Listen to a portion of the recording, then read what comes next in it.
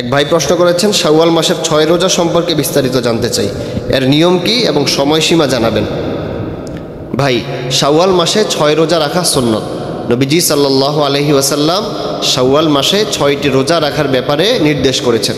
মুসলিম শরীফের 1164 নম্বর হাদিস, নবীজি সাল্লাল্লাহু আলাইহি ওয়াসাল্লাম বলেন, মান সামা রমাদানা সুম্মা আতবাহু সিত্তাম মিন শাওয়াল কানা কাসিয়ামিদ দাহর।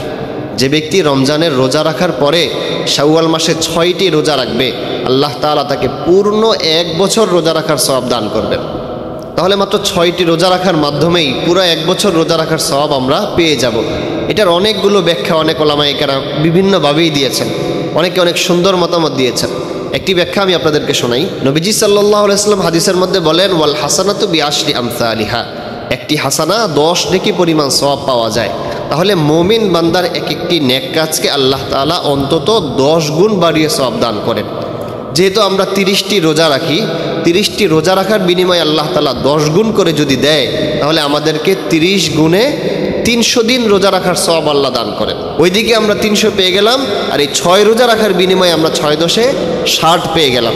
এই হিসাবে অনেক উলামায়ে কেরাম বলেন, আল্লাহ নবীর এই হাদিস কেউ যদি এই শাওয়ালের 6 রোজা রাখে, সেই জন্য সারা বছর রোজা রাখলেও আল্লাহ এর পরিমাণ সওয়াব তাকে দান করবেন। অনেকে মনে করেন শাওয়াল মাসের 6 রোজা একাধারে রাখতে হয়। একাধারে রাখার কোনো শর্ত নেই।